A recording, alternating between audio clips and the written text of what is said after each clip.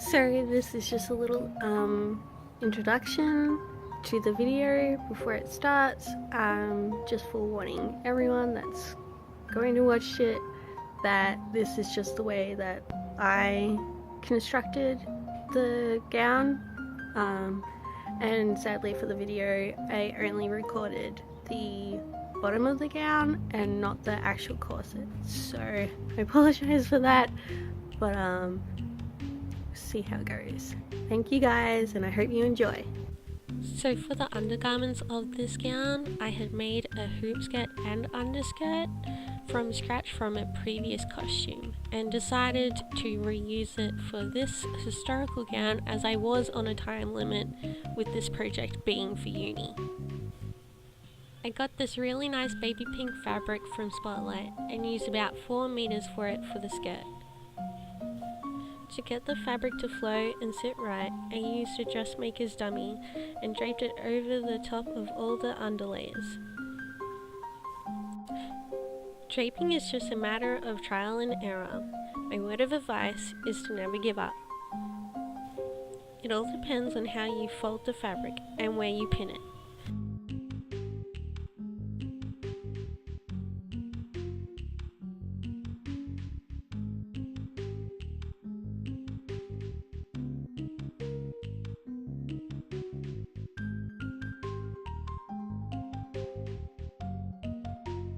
I'm going to apologise in advance for this part of the film, as I tried as best as I could to get a close-up for you all on how I draped the skirt. So basically I just grabbed a part of the fabric, folded it over itself slightly, and put it on top of the other side, folding and pinning it down to keep it in place. There are a lot of different ways to drape fabrics, so this is just how I've done it. You don't have to do it this way, but this is more of a pleating way of doing it. When you're happy with the way it looks and sits, remove it from the model, but please make sure you have kept the fabric pinned in place.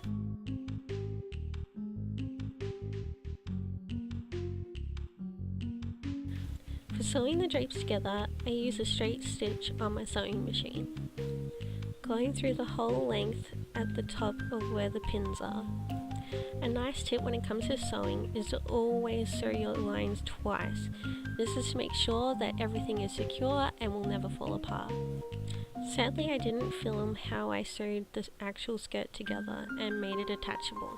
I just cut out and sewed about a 5-inch band the size of my waist and sewed it on top of the skirt. To close it up, all you have to do is sew the two ends of the back of the skirt together, leaving the top of it slightly open so that you can get into it.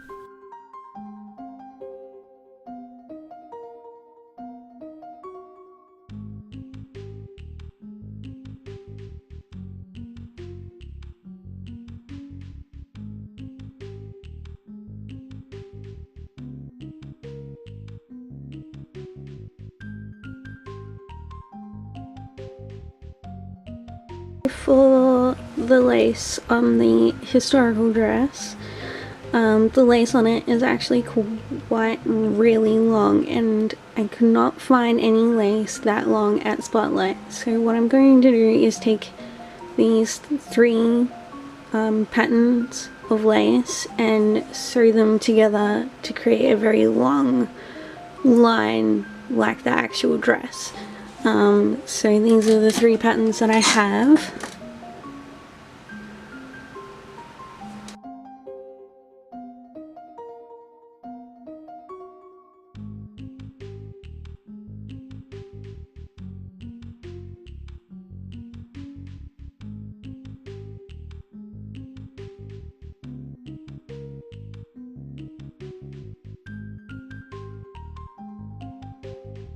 The next part involves the lace that I have just all sewn together. To put the lace onto the gown, I once again just pinned it on and fiddled around a lot to get it all in the right place. I did have to correct my pinning off camera, but after that, all you have to do is hand sew the lace on. A lot of this is just repetition.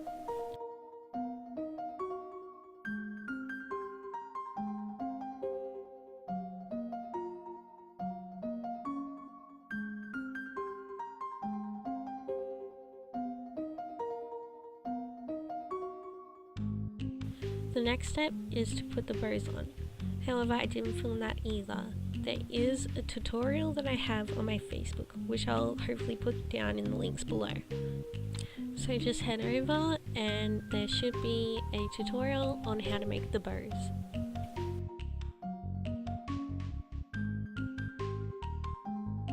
To attach the bows onto the gown, it's similar to the lace, however it does involve more pinning. Each bow should cover the top of the lace where the lace is sewn.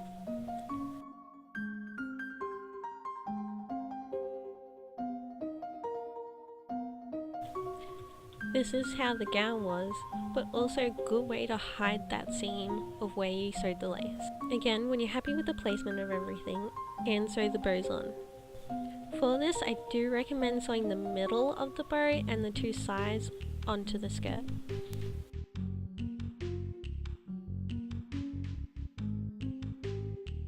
So hopefully after all of this, you'll have a nice finished skirt. Again, I do apologise for some of the film parts I did miss, and if this wasn't clear enough, this is my first tutorial and I'm hoping to make better ones in the future. If you liked this tutorial, please give it a thumbs up, or if you want to learn something else sewing related or costume related or have any questions for me, please just put it in the comments below. Thank you guys so much, enjoy your day!